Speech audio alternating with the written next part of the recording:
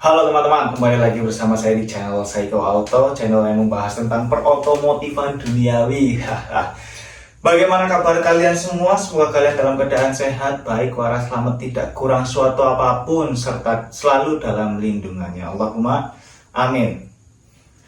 Oke teman-teman, kali ini ada sedikit cerita atau saya ingin berbagi pengalaman tentang perbedaannya intek ya, perintekan duniawi ya. Kalau kalian sudah di garbu Jepangan, isupannya sudah dibobok, pasti familiar dengan perintekan duniawi atau yang sering disebut manifold ya.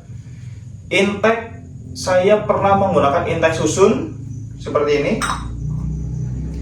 Intek kodokan juga saya pernah menggunakan seperti di gambar. Serta saya juga pernah menggunakan intek RI King atau yang susun 3 seperti ini juga. Lalu yang terakhir saya menggunakan intek cor atau langsung saya tanam ke dalam mesin. Ini sedikit berbagi pengalaman saja. Saya pernah menggunakan intek seperti itu. Itu semua ada plusnya dan ada minusnya menurut saya pribadi. Kalau menurut panjenengan semua, teman-teman semua yang sudah pernah menggunakan intek itu seperti apa, plus minusnya apa, silahkan berbagi saran, tips, ataupun meninggalkan komentar di kolom komentar supaya kita sama-sama belajar. Ini kembali lagi ke pengalaman saya pribadi. Saya pernah menggunakan intek perintekan banyak itu, dan saya akan berbagi enak mana sih intek susun atau intek cor. Oke, langsung saja kita bahas pertama tentang intek susun. Ini dia intek susun. Intek susun itu menurut saya ya, plusnya dulu dia tidak ribet. Dia beli PNP juga sudah ada, pemasangannya cukup mudah, cuma kita bobok dan langsung kita bautkan ke tempatnya. Nah, sudah dia menjadi garbu Jepangan. Plusnya, tenaga semakin oke, isepannya sudah bakal tidak akan nyembur lagi karena dia sudah menggunakan membran. Kalau mesinnya enak, mesinnya pasti kering. Itu dia intek susun. Plusnya di tenaga oke, akselerasi bawah, akselerasi atas. Kalau pengalaman saya ya, di akselerasi atas kurang. Kalau intek susun di akselerasi atas agak kurang, itu pengalaman saya. Kenapa? Saya juga tidak tahu, tapi saya ini cuma berdasarkan pengalaman. Akselerasi bawahnya oke, buat tarikan duet-duetnya juga oke, tapi untuk akselerasi atas kadang dia naik gigi 4, dia ngempos. Mungkin bisa difaktorkan oleh komponen lainnya ya, tidak hanya inteknya saja. Terus untuk karburasinya juga enak, gampang, PNP tidak nabrak apapun, tidak nyowak apapun. Mesin kondisi crankcase itu masih normal, bisa dipasang. Itu plusnya. Minusnya itu menurut saya di akselerasi atas kurang oke, dan sering terjadi kebocoran jika pemasangannya tidak tepat.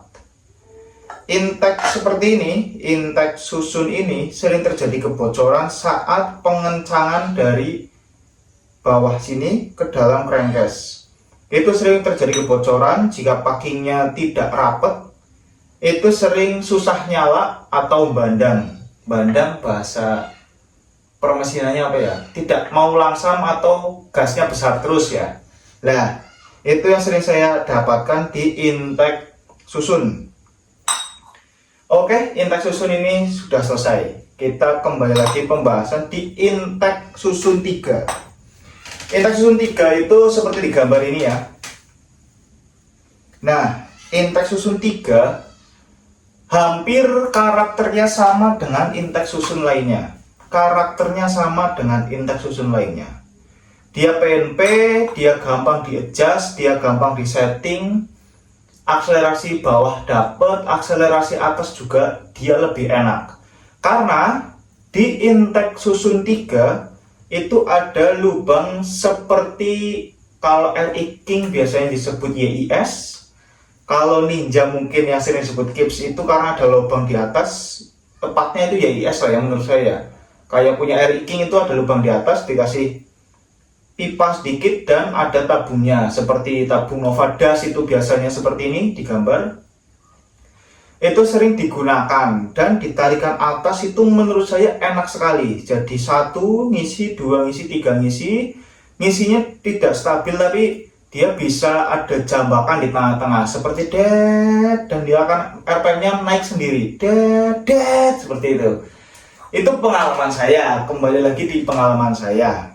Saya memasang di mesin yang sama, tidak jauh berbeda karakternya. Dalam arti spek yang sama kita pasang dengan intek susun 3, serta yang terakhir intek kodok nanti ya kami bahas. Kita selesaikan dulu di intek susun 3. Kembali lagi, saya spekulasi mesinnya hampir sama. Jadi ini benar-benar pengaruh dari inteknya saja ya.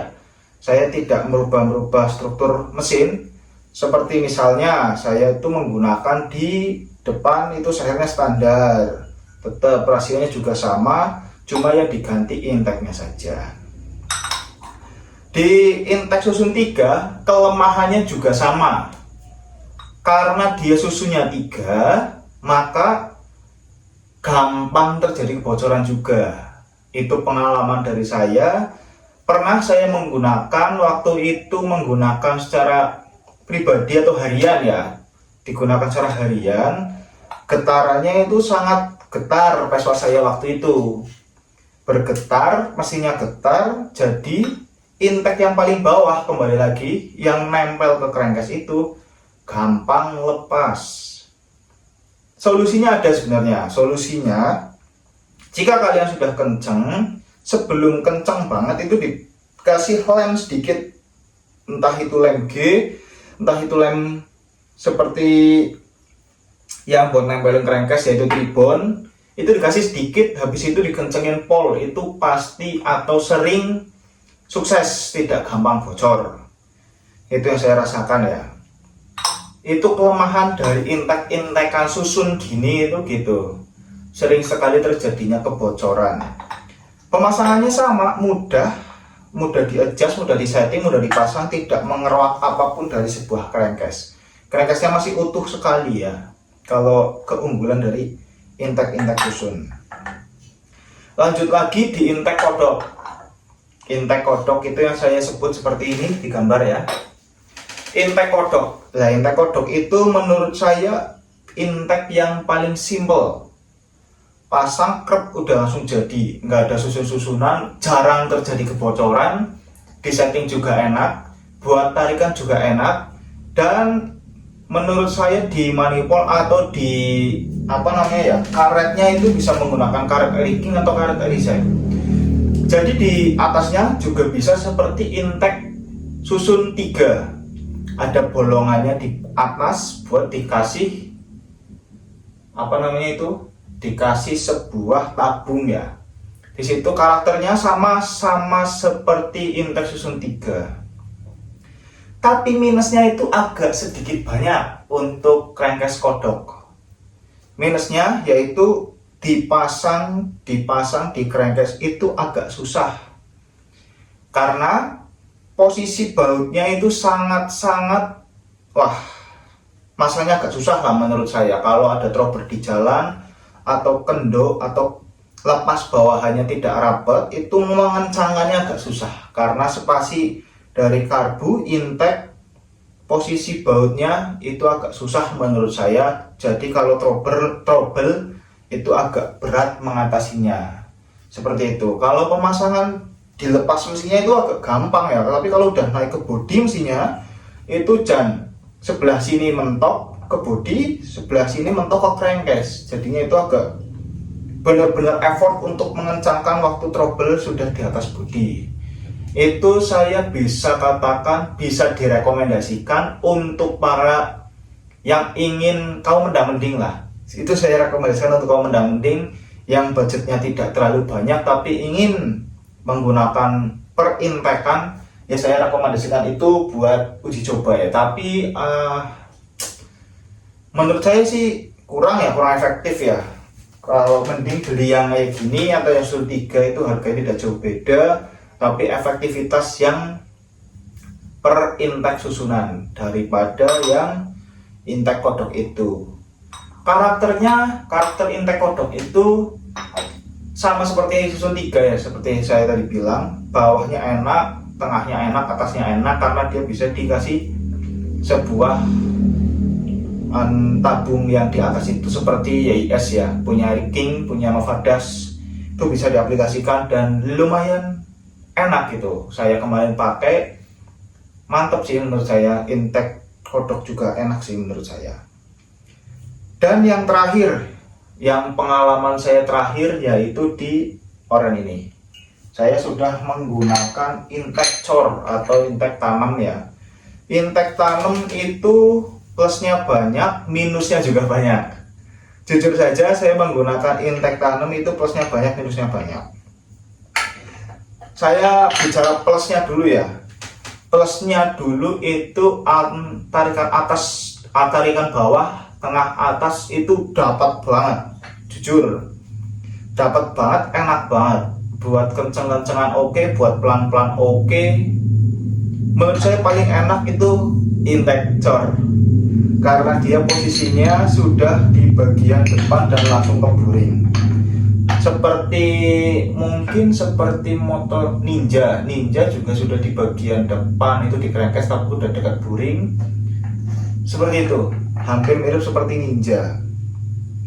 Itu menurut saya enak, responsifnya responsif banget. Untuk atasannya kalau buat nyelip itu, saya pribadi saya menggunakan motor ini jarang mengurangi gigi atau mengurangi persneleng ya. Biasanya di 3 tanggung pengen nyalip yos 3 aja hajar, biar pasti dia mengisi. Beda dengan intake sebelumnya yang saya bahas. Itu plusnya, karakter mesinnya menjadi lebih responsif dan lebih bertenaga. Menurut saya ya, kembali lagi ini pengalaman saya yang menggunakannya. Minusnya tapi banyak. Yang pertama, kalian harus mengorbankan crankcase kalian untuk dipotong-potong, dibelah-belah, dilobang-lobangi agar bisa memasukkan sebuah intake yang seperti ini, dicor ke dalam sini. Pemasangannya kurang lebih seperti ini, tapi kalian harus membobok dalam, membobok samping yang punya kipas itu harus dikepras, dalam arti kita sobek, kita habiskan dan kita cor ulang biar lebih mepet keluar. Serta kalian harus merelakan tempat terminal kabel itu untuk karburatornya. Jadi karburatornya pada belakang, nanti kalian bisa karburatornya kalau tidak dikepras itu bisa nabrak. Itu minusnya banyak dan kalian juga harus sabar karena prosesnya itu agak lama, terutama di tempat saya. Untuk pengecoran itu membutuhkan waktu kurang lebih 2 minggu atau 3 minggu karena bengkel di tempat saya, bengkel cor khusus aluminium di tempat saya itu agak jarang. Dan kalau beli jadi pun sekerangkas-kerangkasnya itu mahal menurut saya.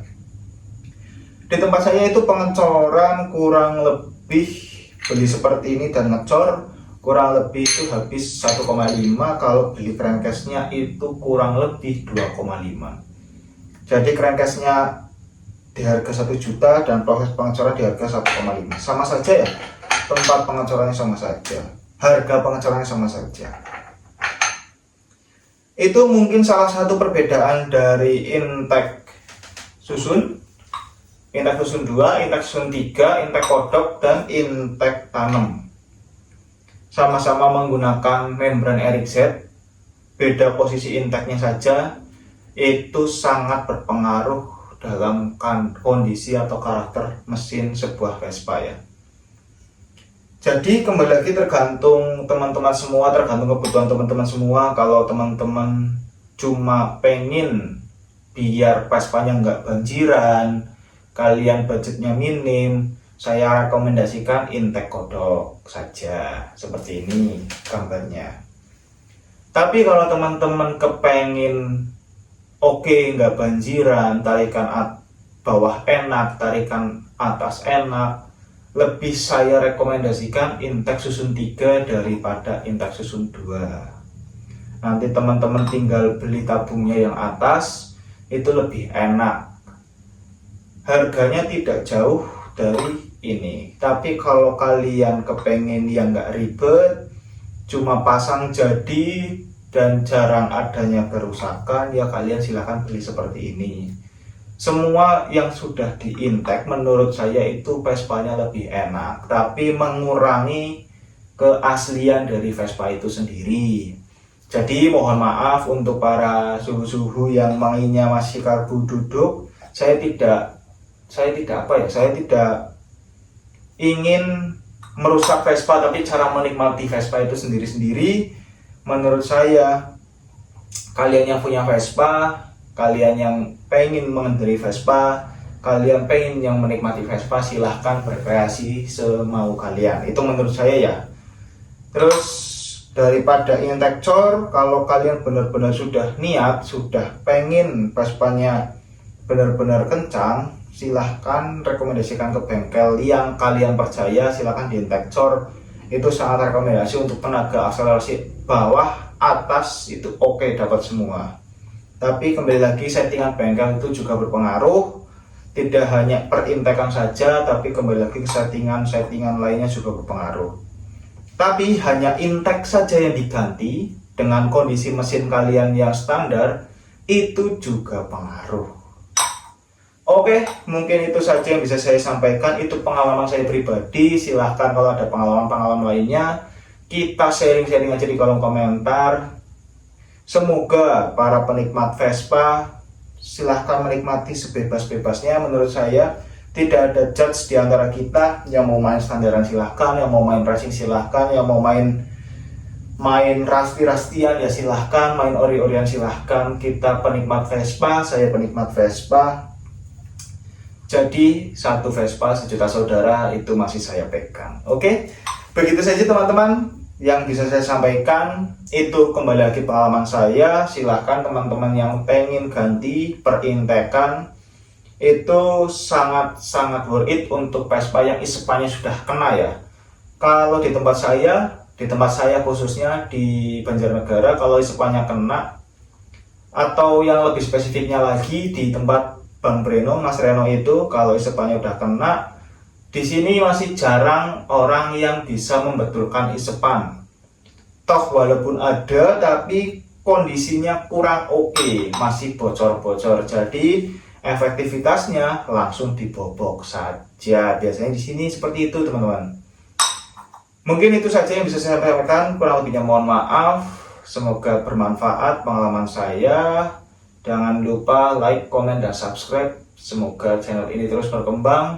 Channel ini terus bisa membagikan tips dan trik untuk mengatasi Vespa-Vespa kalian. Oke, terima kasih dan sampai jumpa. Jangan lupa like, komen, dan subscribe.